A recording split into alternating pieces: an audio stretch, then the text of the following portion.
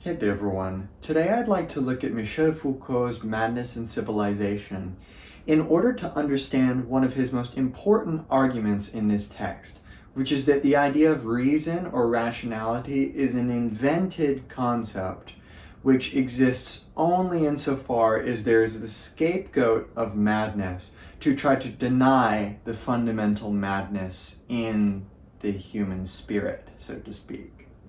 This is an intensely liberatory work, and it has bred within it all of Foucault's project. You can see in here the inklings of discipline and punish. He's talking about how confinement has affected the mad and how the methods of confinement with regards to the mad have changed the way that they're compartmentalized in society.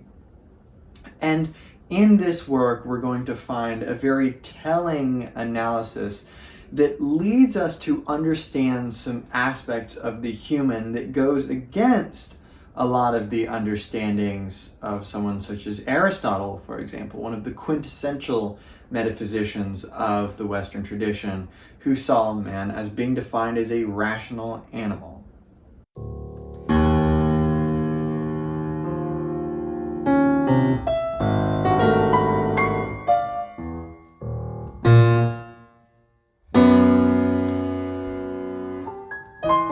The preface to Madness and Civilization is one of the most moving pieces of literature I've ever read. It really encapsulates well Foucault's mastery of prose and his ability to very thematically lay out his argument, but it also just, it moved me very significantly the first time I read it, and I've already read it in another lecture, but it's so good you might as well hear it again.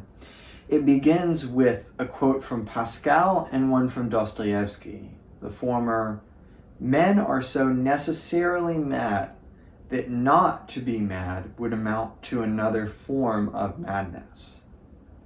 And the latter, "It is not by confining one's neighbor that one is convinced of one's own sanity." We have yet to write the history of that other form of madness, by which men, in an act of sovereign reason, confine their neighbors and communicate and recognize each other through the merciless language of non-madness. To define the moment of this conspiracy before it was permanently established in the realm of truth, before it was revived by the lyricism of protest, we must try to return in history to that 0 point in the course of madness at which madness is an undifferentiated experience, a not yet divided experience of division itself. We must describe from the start of its trajectory that other form which relegates reason and madness to one side or the other of its action as things henceforth external, deaf to all exchange, and as though dead to one another. This is doubtless an uncomfortable region. To explore it, we must renounce the convenience of terminal truths and never let ourselves be guided by what we may know of madness. None of the concepts of psychopathology, even and especially in the implicit process of retrospections, can play an organizing role. What is constitutive is the action that divides madness, and not the science elaborated once this division is made and calm restored.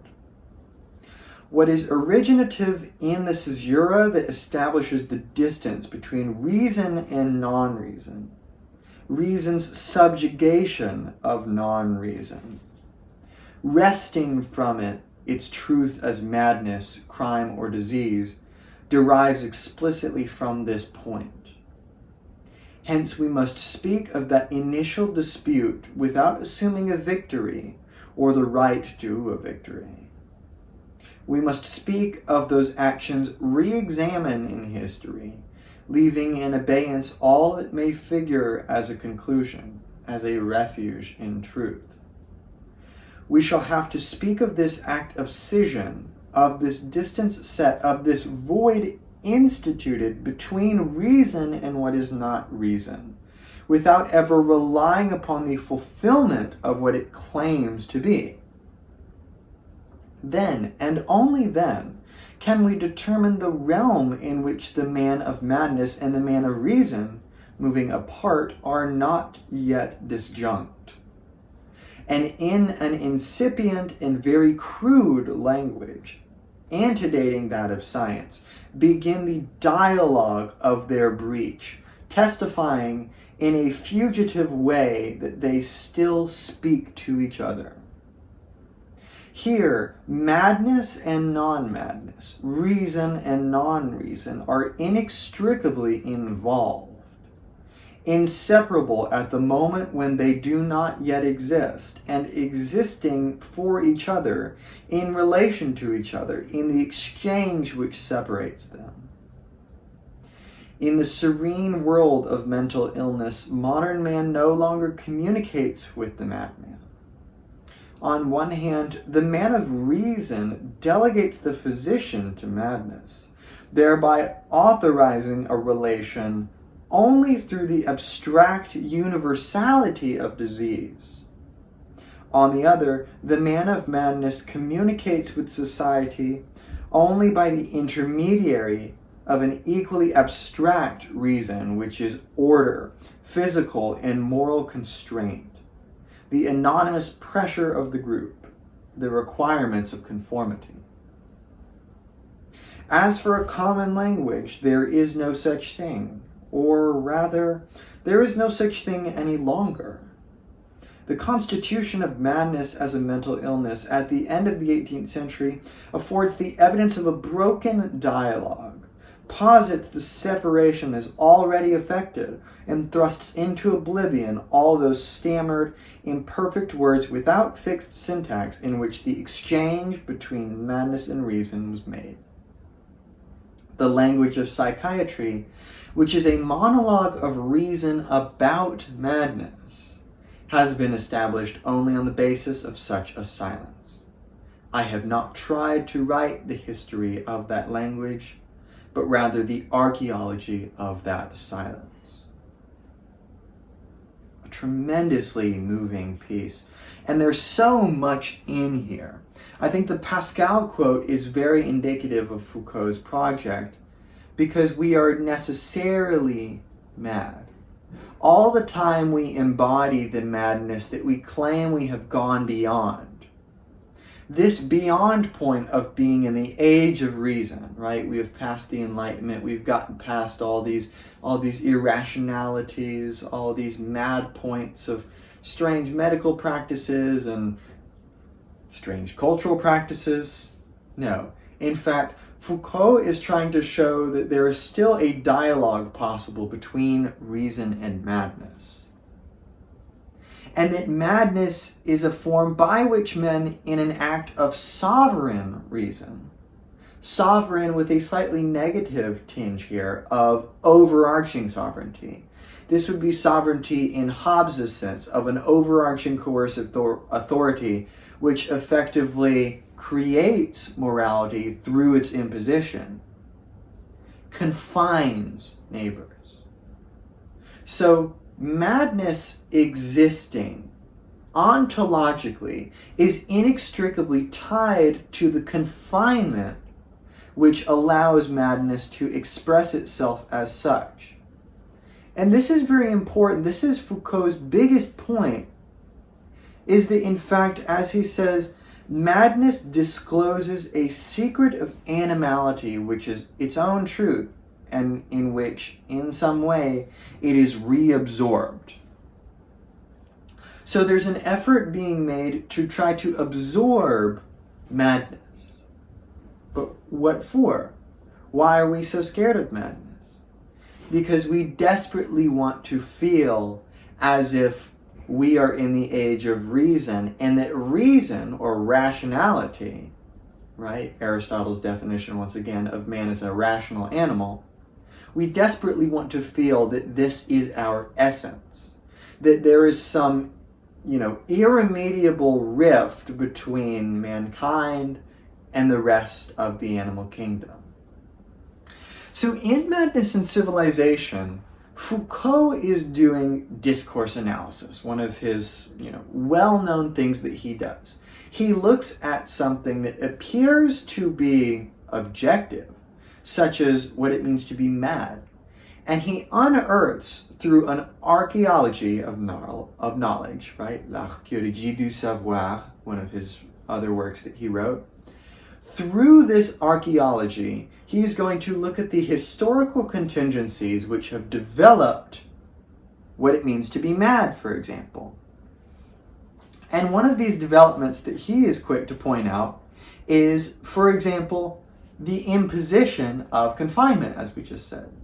And thus, one of Foucault's key aspects of his analysis is to isolate power relations which cause these categories to be invented in such a way.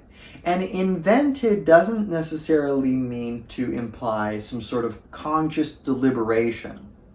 Social practices are rarely able to be reduced to this formal, syllogistic, step-by-step, rational imposition of some law, right? This isn't usually how we work. This is one of Heidegger's main points, is that oftentimes, in fact, most of the time, when we're being in the world, we do so in an unreflective state of attunedness with our environment. We act and interface with tools, for example, in a way where we don't actually come at the world from a detached theoretical perspective like someone such as Descartes is thinking, for example. Because for Descartes, we are some detached rational subject that can, of course, will be detached from our world, and there's this gap that needs to be bridged when it comes to my subjective experience versus the objectivity of the world independent of my experience. And Foucault is trying to look at these power relations which, whether consciously or unconsciously, are imposing certain normative standards, normative meaning, of course, to display and command norms for how one ought to act. This is to give one a moral imperative to act such and such a way.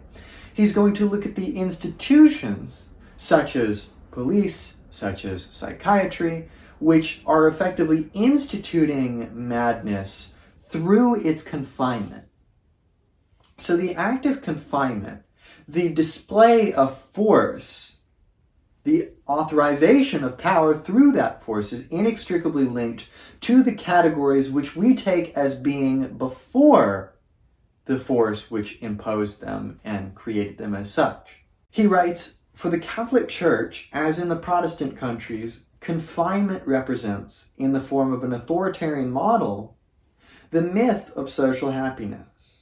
A police whose order will be entirely transparent to the principles of religion, and a religion whose requirements will be satisfied without restrictions by the regulations of the police and the constraints with which it can be armed. There is, in these institutions, an attempt of a kind to demonstrate that order may be adequate to virtue. In this sense, confinement conceals both a metaphysics of government and a politics of religion. It is situated as an effort of tyrannical synthesis in the vast space separating the garden of God and the cities which men, driven from paradise, have built with their own hands. The house of confinement in the classical age constitutes the densest symbol of that police which conceived of itself as the civil equivalent of religion for the edification of a perfect city. And there are some similarities here, rightly so, between Foucault and Nietzsche. Nietzsche talks about the last man who claims to have done away with madness and irrationality, who claims to have maybe even done away with things like death. It is the sort of height of man's rational overcoming of God. But Nietzsche says that, in fact, this is only the new idol being drawn out. Things like the state, and indeed rationality and the scientific approach, that these are the sort of secular equivalent of a religion who is going to impose itself and confine things like madness as a scapegoat in order to authorize this, the supremacy of some mode of being in the world. Therefore, what Foucault tries to do is show how madness, mad behaviors in terms of the bare materiality of, having tics or having hallucinations or irrational beliefs, let's just even talk about the beliefs, irrespective of whether they are deemed irrational or not. These bare material things obviously exist. But when we exist as a human species, we are necessarily, as Heidegger would say, being with. Dasein, being with a world which is constituted by other Daseins. So, the unique mode of being in the world that constitutes human existence requires being in a sort of cultural background which is going to allow for tacit ways of understanding to develop, such as what it means to be rational versus mad, that didn't have to be consciously imposed, that have been sapped up from the environment and from the ways which one has been brought up in the world, such that subtle little practices of the enforcement of binaries creates those binaries as such. This is one of Judith Butler's important points in Gender Trouble, which she takes from Foucault. For example, the establishment of juridical authority, the authority of a judge to demand that you are criminal. In fact, as Foucault says, the judge is basically begging a favor from the criminal, that they will be in such a situation that they will authorize the authority which authorizes their state of being as madness or as criminal or as deviant, all these different categories. So in Madness and Civilization, Foucault seeks to unearth the historical contingencies which seeked to create the concept of man with a capital M. That is the essence of mankind, which, according to Aristotle, this is one of the early instances, is a rational animal.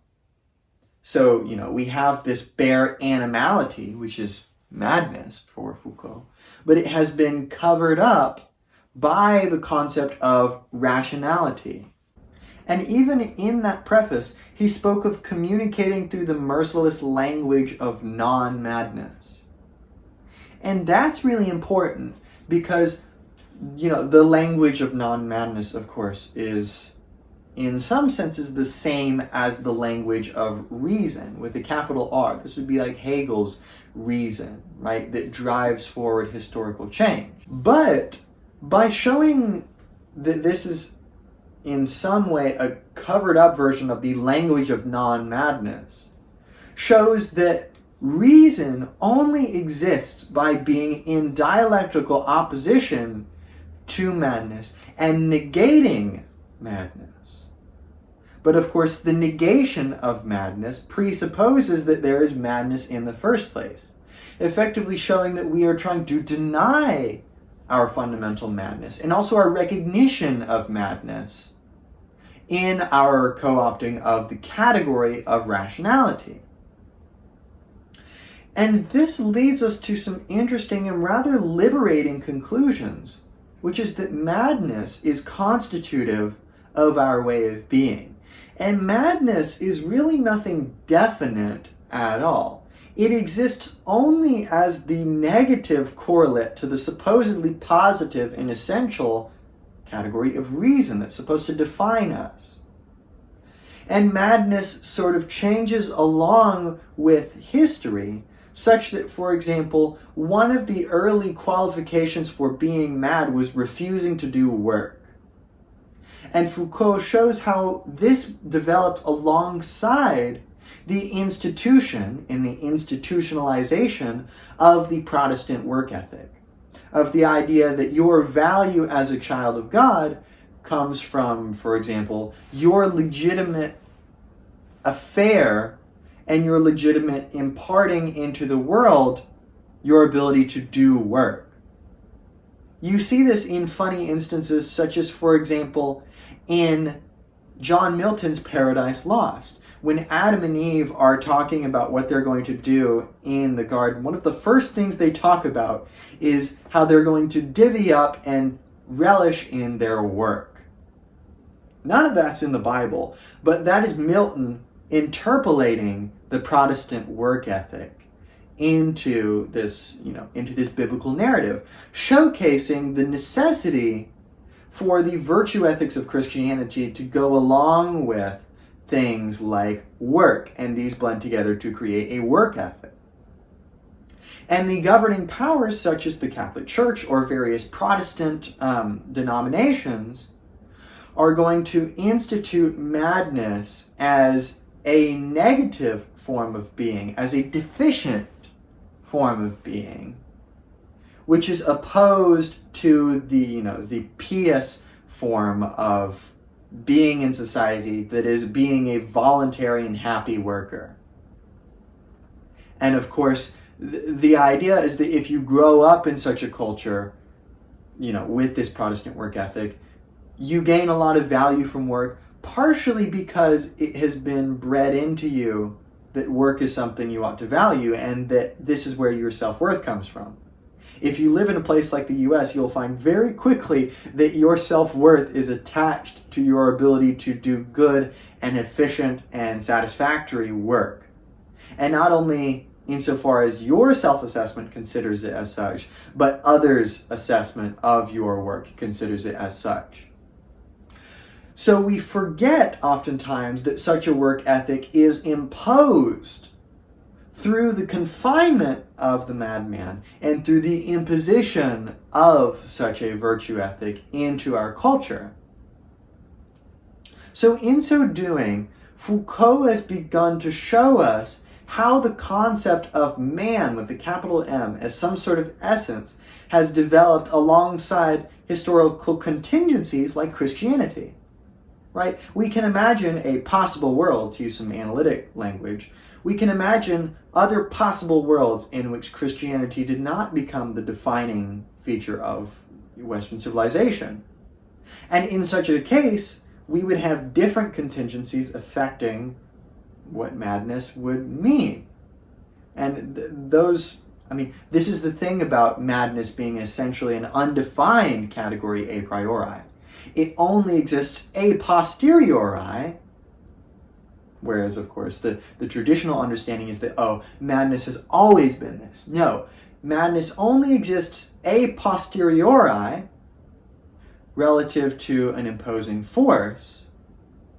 And in so doing, we are shown that madness is something contingent to things that are so ingrained in our culture that we forget that they are as such. But some people think that Foucault is idolizing irrational, deadly behavior. I don't really think he's doing that. I think Foucault is doing a critical historical account of the contingencies of this category we take for granted. If you want to see someone who valorizes violence, read Baudelaire. Read Symbolic Exchange and Death. Read Fatal Strategies. Read some stuff about terrorism. I've done some stuff on his terrorist essays, that discuss the subject on the channel if you want to see that. But Foucault is doing a lot of things that we take for granted, and I see a lot of flack on Foucault that I think is oftentimes either unnecessary or uncharitable. For example, Foucault is often criticized for not being cognizant of and speaking to the post-colonial perspective. But in fact, all the ideas that are going on in Madness and Civilization about analyzing power structures and the institution of categories such as madness, this is the kind of stuff that Fanon is doing in Black Skin and White Masks when he talks about, the imposition of some sort of universality to the idea of blackness.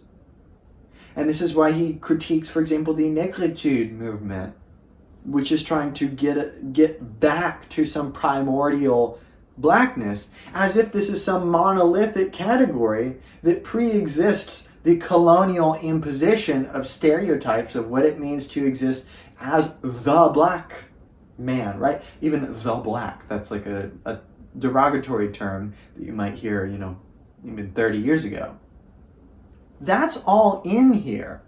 I mean, it's not explicitly framed in the post-colonial perspective, but Foucault shows quite readily that, in fact, the notion of rationality, by the way, which was one of the most important factors for the justification of colonial imposition, right? These natives over here are irrational, they're crazy, they can't govern themselves even if they wanted to, and thus this is like Bernard Lewis talking about the idea that revolution in Arabic, the etymology of the word, is some sort of phony concept. It's like a faux revolution. It's like etymologically, like Arabs are predisposed to not be able to genuinely revolt or govern themselves. Some really weird stuff that Edward Said talks about in Orientalism. All of this idea that, for example, rationality is one of these key factors that justified colonial oppression, Foucault is showing the contingencies of that category. So I think he's doing a great deal of work for the post-colonial perspective that doesn't get recognized. And by doing this analysis, we gain a very new understanding of what it means to be human, which is to say that our practices are not defined the way these theoretical philosophers would like to say we are. For people like Descartes or Hegel or Husserl, we exist as autonomous subjects that can bracket the universe insofar as there is some rift between my subjective experience and perception and the world independent of my perception. There is this implicit understanding that I exist primarily as a rational agent detached from my universe. But in Madness and Civilization, by unearthing this animality, this madness hidden inside us that has been, effectively painted over, we show that, in fact, we have merely neglected the non-rational aspects of our character, which, in fact, can be something liberating and something that restores parts of our beings that may have been unexplainable from the perspective of someone like a subject-object dualist like Descartes or Husserl. Because now we can understand things like love, for example. Love is one of the most irrational things that humans can do or talk about or enact. Love doesn't even really have a definition. I mean, we speak of love as if it is some monolithic thing, but we well know that everyone enacts this in very different ways. In fact, we can really only talk about love concretely insofar as we talk about our actions towards the people we love. And these actions often lead people to, for example, sacrifice themselves.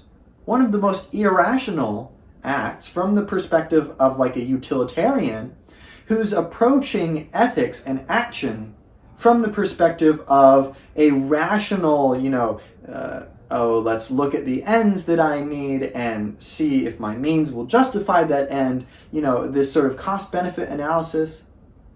This is a byproduct of Enlightenment thought, that by unearthing such a system of thought, Foucault shows that there is actually a lot of things that we can understand about our being just by realizing and accepting the irrationality, the non-formal nature of our way of being, that does not reduce to a logical, abstracted position looking upon the world. So that being said, I hope this has helped make sense of some of Foucault's arguments in this work. One of the most profound works of literature I've ever read.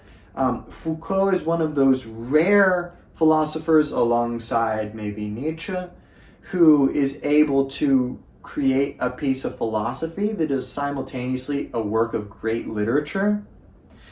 This is one of the most formative pieces for my philosophical thought, so it's very important and something that I really ought to go back and read again just for the enjoyment. So I hope you'll do the same.